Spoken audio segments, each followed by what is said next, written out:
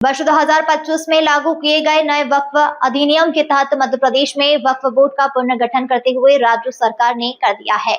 मध्य प्रदेश पहला ऐसा राज्य बना है जिसने अधिनियम के तहत सबसे पहले वक्फ बोर्ड में सदस्यों की नियुक्ति की है। प्राविधान के अनुसार 2 हिंदू सदस्यों को भी बोर्ड में शामिल किया गया है। बोर्ड में कुल 11 सदस्यों को रखने का प्राविधान है, जिसमें से कुछ पदेन होते हैं, जिससे स्टेट बार काउंसिल का अध्यक्ष और आयुक्त पिछड़ा वर्ग एवं अल्पसंख्यक कल्याण शामिल है। मध्य प्रदेश में इन दिनों बार काउंसिल के चुनाव भी प्रक्रिया चल रही है। इस कारण कोई अध्यक्ष नहीं होने के चलते इसे छोड़कर बाकी सदस्यों की नियुक्ति कर दी गई है।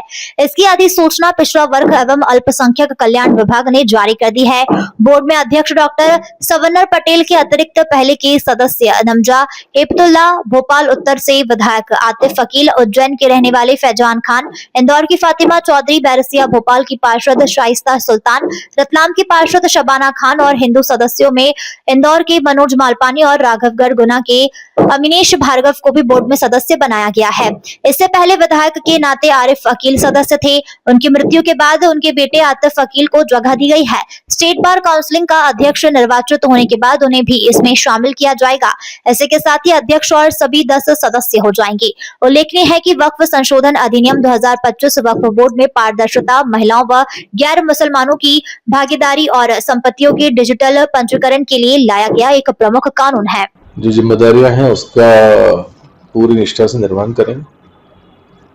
सर, देश के इतिहास में पहली बार नॉन मुस्लिम पर्सन की वक्फ बोर्ड में एंट्री हुई, क्या कामकाज रहेंगे, किस तरह से पारदर्शिता लाने की कोशिश जो शासन प्रशासन के द्वारा की जा रही है, वो जो वक्फ बोर्ड की जिम्मेदारी होती है कि जो वक्फ की संपत्तियां हैं उसका संरक्षण करना और जो आय होती है उसको यूटिलाइज अच्छे से किया जाए, तो इस दिशा में किस तरह से आप काम करेंगे? सर, सामने पहले भी वक्फ बोर्ड जहां तक इसके कामकाज की अगर पिछले 2-4-5 वर्षों की समीक्षा की जाए तो पुराने बोर्ड्स के मुकाबले इसके कामकाज में कई गुना सुधार आया है और बोर्ड बहुत अच्छी तरीके से काम कर रहा था। उसमें और बेहतर पारदर्शिता लाने के लिए सरकार का ये जो निर्णय है वो निश्चित रूप से कारगर साबित होगा और अन्य समुदाय के 2 व्यक्तियों की वहाँ उपस्थिति से चीजें और ज्यादा पारदर्शी तरीके से होगी और नियमानुकूल होगी। अमूमन देखने में आता है कि वक्फ बोर्ड में सिर्फ एक ही समुदाय के सदस्य होते, अध्यक्ष होते, लेकिन अब नॉन मुस्लिम भी इसमें शामिल हो। किस तरह से सामंजस्य बिठाकर, तालमेल बिठाकर जो है काम किया जाए? दैनिक जीवन में भी तो अपन सामंजस्य बिठा के काम करते हैं। मुस्लिम समुदाय के लोग सिर्फ वक्फ बोर्ड में बैठते हैं या वहीं मिलते हैं ऐसा तो है नहीं।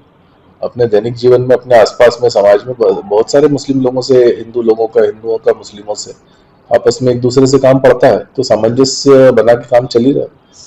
तो एक और बोर्ड में अगर बैठेंगे तो निश्चित रूप से सामंजस्य बनेगी, उसमें कुछ नया नहीं है। सर, कई बार देखने में आता है कि जो वक्फ की संपत्तियां उस पर अतिक्रमण की शिकायतें मिलती है कि लोग कब्जा कर लेते, तो उससे किस तरह से निपटा जाए? उसके लिए निश्चित रूप से सारे नियम हैं। जहाँ पर भी अतिक्रमक हैं तो अतिक्रमण की शिकायतें हैं, उसकी निराकरण होंगे, संबंधित अथॉरिटी से वो हल होती आई हैं और होती रहेंगी। सर, जब ये संशोधन किया गया कि 2025 में कि हिंदू लोगों को भी इसमें शामिल करना चाहिए, तो जब आपके पास में बात आई तो आप क्या बातें हुई आपसे और आपने किन बातों को लेकर सहमति जताई सदस्य बनने पर? देखिए, सदस्य बनने से पहले ये सारे संशोधन हो चुके थे। सदस्यों का नॉमिनेशन करना ये सरकार का काम था और उन्होंने उन नियमों के बनने के बाद किया और नियमों के अनुकूल किया। तो जो पॉलिसी बनी है उसमें तो सदस्यों का कोई रोल होता नहीं है, जो अभी सदस्य निर्वाचित हुए, नॉमिनेट हुए। पर अब जब नॉमिनेशन हो गया तो सारी चीजें ठीक से होंगी। देखिए, जब वक्फ संपत्तियों का पूरा डिजिटल रिकॉर्ड बन जाएगा तो निश्चित रूप से एक मॉनिटरिंग बहुत आसान हो जाएगी बोर्ड के लिए और वो सारी चीजें चिन्हित भी हो जाएगी, विवाद चिन्हित हो जाएंगे, अतिक्रमण चिन्हित हो जाएंगे, तो चीजें हल हो जाएगी। सबसे बड़ा जो चैलेंज वक्फ बोर्ड के लिए है, मुझे लगता है कि एक वक्फ माफिया है जो वक्फ संपत्तियों पे अतिक्रमण करता है और योजना से अतिक्रमण करता है, उससे निपटना बड़ी चुनौती।